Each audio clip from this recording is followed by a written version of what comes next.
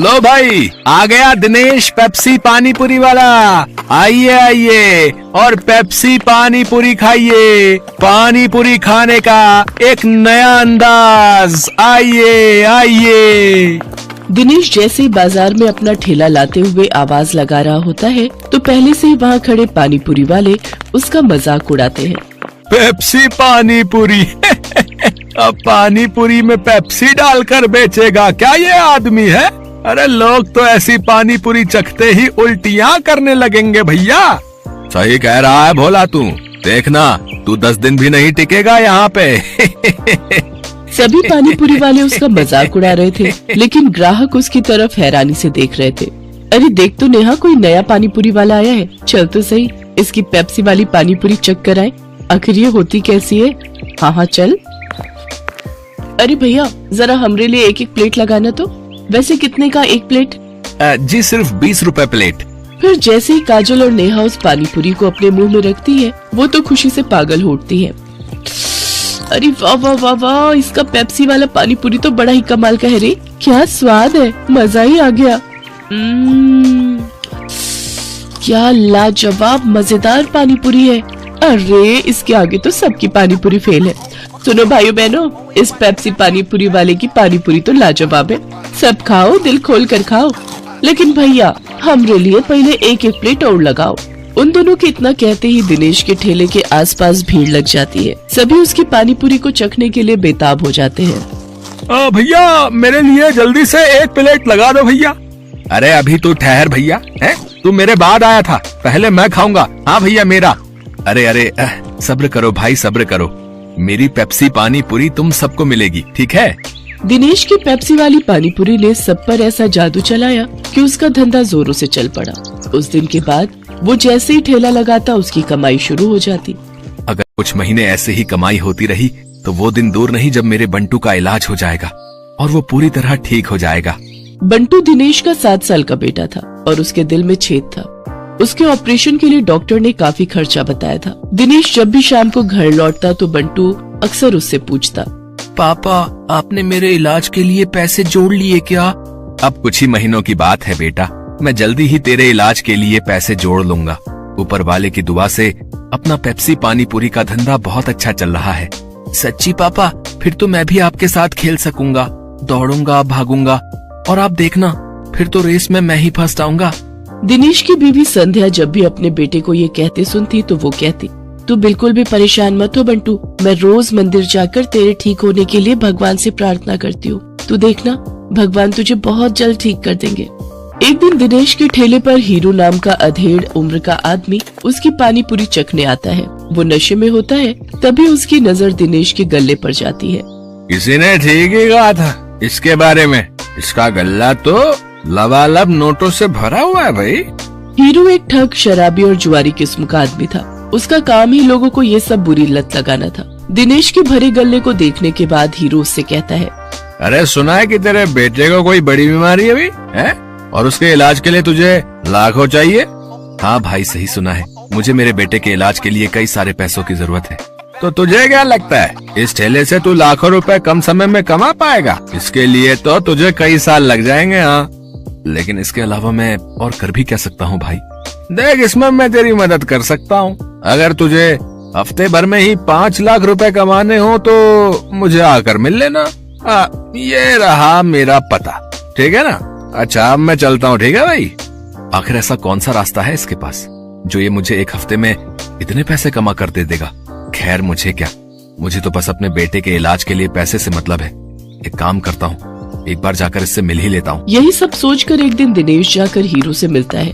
हीरू उसे ऐसे सपने दिखाता है कि दिनेश ज्यादा पैसे कमाने के लालच में उनके साथ जुआ खेलने लग जाता है। कल मैंने 1000 रुपए लगाकर 2000 कमाए थे। ऐसा करता हूँ आज ठेले की सारी कमाई ही लगा देता हूँ, एक दिन में डबल कमाई हो जाएगी। धीरे धीरे दिनेश को जुए के साथ साथ शराब की लत भी लग जाती है। शराब की लत उसे ऐसी लगती है कि उसका अपने काम में मन ही नहीं लगता और वो ठेले पर खड़ा होकर भी शराब के नशे में डोलता रहता है। भैया एक प्लेट लगाना तो। अरे लगता है इस आदमी ने तो शराब पी रखी है। चलो चलो हमें नहीं खानी इसकी पानी पूरी, चलो दूसरी वाली पानी पूरी खाने चलते हैं। धीरे धीरे दिनेश के सभी ग्राहक कट जाते हैं और वो सभी दूसरे पानी पूरी वालों के पास जाकर पानी पूरी खाते हैं। ये देख भोला और राजू बहुत खुश होते हैं। देखा भोला, अपनी चाल कामयाब हो गई ना। बिल्कुल सरकार, अब देखना उसकी पानी पूरी की तरफ तो कोई देखेगा भी नहीं, सब अपनी ही पानी पूरी खाएंगे। कुछ दिन ऐसे ही बीतते जाते हैं। अपने धंधे को मंदा देख दिनेश शराब और जुए की लत में और डूब जाता है और उसका बचा खुचा धंधा भी चौपट हो जाता है। ये सब देख संध्या और बंटू बहुत दुखी होते हैं। फिर बंटू अपनी माँ से कहता है, माँ, अब तो मैं कभी भी ठीक नहीं हो पाऊंगा ना। पापा तो अब सारे पैसे शराब और जुए में ही उड़ा देते हैं। तू परेशान मत हो मेरे लाल, बस ऊपर वाले पर भरोसा रख, एक दिन सब कुछ ठीक हो जाएगा। सारा दिन नशे में धुत रहने और धंधा चौपट होने के कारण दिनेश के घर में खाने पीने के भी लाले पड़ जाते हैं। माँ, अब तो घर में खाने के लिए भी कुछ नहीं बचा। अब तो लगता है भूख से ही हम सब मर जाएंगे। ऐसा नहीं कहते मेरे बच्चे, सुख दुख तो जीवन का हिस्सा है। आज बुरा वक्त आया है, कल अच्छा वक्त भी आएगा। ऐसे ही कुछ समय और बीत जाता है। फिर एक दिन उस बाजार में एक आदमी आता है जो सबको पर्चे बांट रहा होता है। तभी वो दिनेश के ठेले पर आता है। अरे सुनो भाई, पेप्सी पानीपुरी वाले, हमारे सेठ मंगल राम चाट भंडार वाले की तरफ से एक प्रतियोगिता होने जा रही है, जिसमें सभी चाट वालों के बीच कंपटीशन होगा।